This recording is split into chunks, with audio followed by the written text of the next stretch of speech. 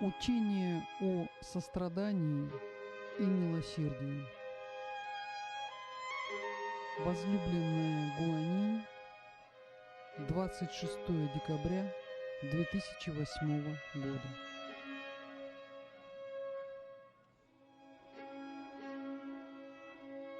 Я есмь Гуанинь. Я есмь пришла к вам этим днем с целью дать небольшое учение. Я редко прихожу, и поэтому внимайте моим словам с удвоенным вниманием. Не потому, что я так хочу, а потому, что вам это необходимо.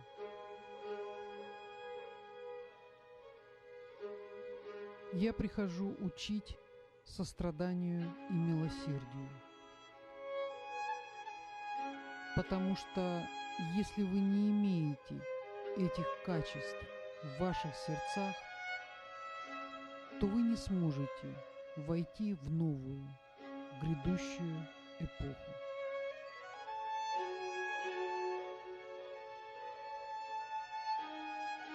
Сострадание и милосердие выражаются не только в вашей заботе о ближних.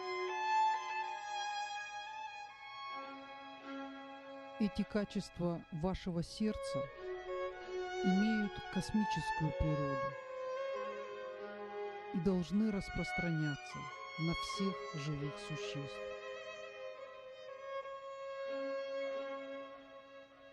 Ваша забота обо всех живых существах должна быть точно такой же, как ваша забота о вашей матери.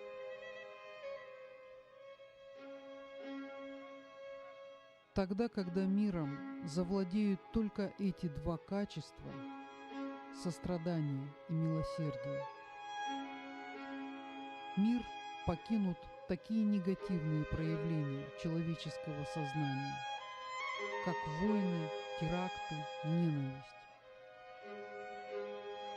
Многие другие качества, которые присущи человечеству сейчас, также уйдут в небытие.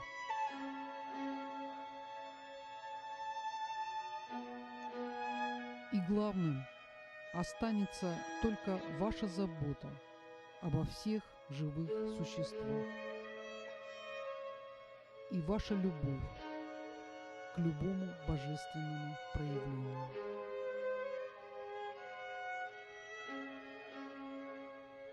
Как часто вы в ваших жизнях задумываетесь о том, какое воздействие вы можете оказать на все, что вас окружает, если только эти два качества – сострадание и милосердие – поселятся в ваших сердцах. Я прошу не путать эти качества с жалостью и заботой о близких вам людях.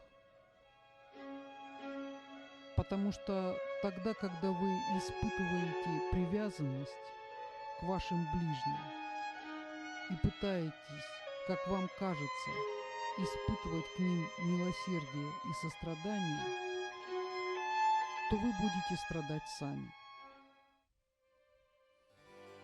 Потому что качество милосердия и сострадания, если они действительно проявляются вами, не зависит от того, какая степень родства между вами и теми людьми, к кому вы испытываете сострадание и милосердие.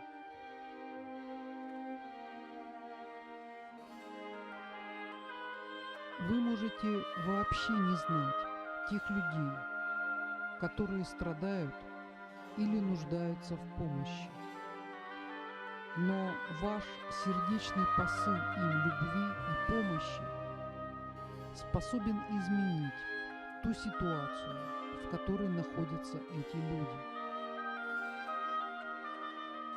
И божественное правосудие обойдет эту душу стороной или не спошлет. Самый легкий способ отработки кармы.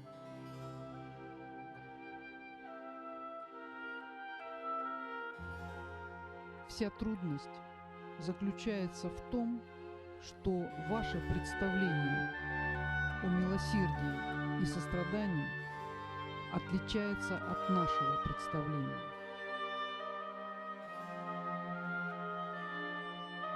Ваша точка зрения распространяется на текущее воплощение или даже краткий период этого воплощения. Поэтому тогда, когда вы видите, как люди страдают и не можете им помочь, вы расстраиваетесь и начинаете сами страдать. Божественное сострадание лежит немного выше человеческих представлений о сострадании и касается не столько физического тела, сколько спасения человеческих душ. И то, что с вашей точки зрения порой кажется ужасным и несправедливым, если мы рассматриваем ту же самую ситуацию, то нам кажется, что душе предоставлена возможность искупить кармическое бремя самым быстрым и легким путем.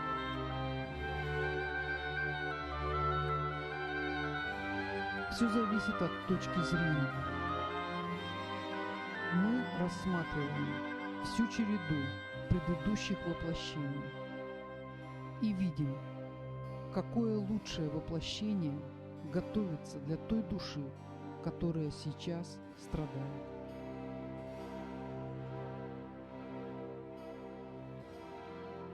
Это не значит, что вы должны испытывать равнодушие и проходить мимо тех людей, кто нуждается в помощи. Это означает лишь то, что каждый должен отработать тот пласт кармы, очередь отработки которого пришла. И тогда, когда вы оказываете помощь человеку, который нуждается в вашей помощи, вы должны прежде всего беспокоиться о его душе, а не о физическом теле. Потому что душа страдает в первую очередь, а потом это проявляется как язвы, болезни и неблагоприятные кармические ситуации на физическом плане. Вы должны оказывать помощь на физическом плане, но вы должны всегда иметь в виду, что все, что происходит с вами на физическом плане, является следствием тех поступков, мыслей и чувств, которые были в прошлом. И поэтому для того, чтобы исправить ситуацию на физическом плане, следует исправить сознание людей, которые страдают.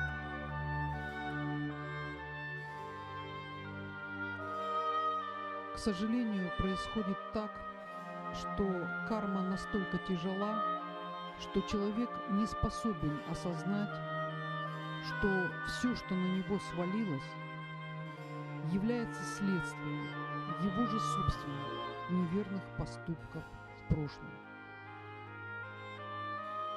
Он не способен осознать кармических связей и кармического возмездия.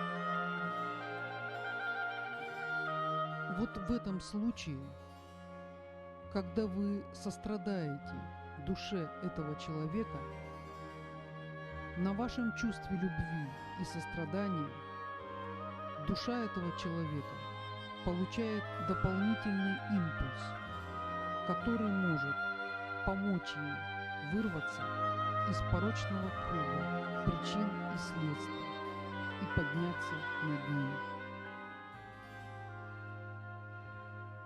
И даже тогда, когда человек умирает, на вашем чувстве сострадания и благодаря вашим призывам, которые вы делаете во спасение его души, человек способен подняться в своем сознании до того уровня, когда ангелы и другие существа света способны его подхватить и помочь душе этого человека уже на тонком плане.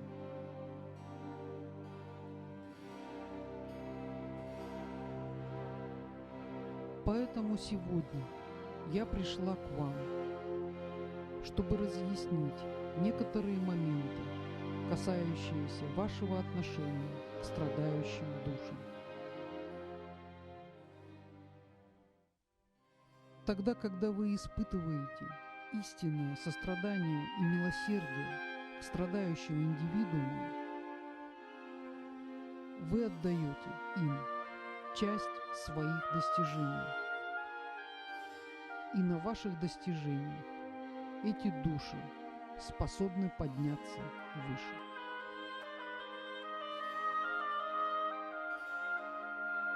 Поэтому для того, чтобы вам испытывать истинное сострадание и милосердие, вам следует приобрести определенный моментум достижений.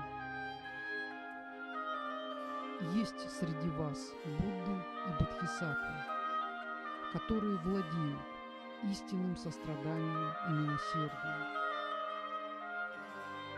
Но большинство людей под милосердием понимают просто жалость.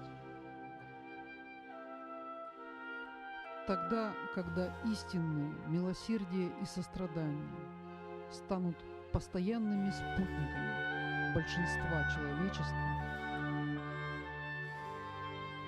тогда и сами страдания постепенно покинут ваш мир. Страдания очищают ваши души, благодаря тому, что страдающая душа отрабатывает большой пласт кармы. Сейчас без этого не обойтись, так как карма человечества очень тяжела.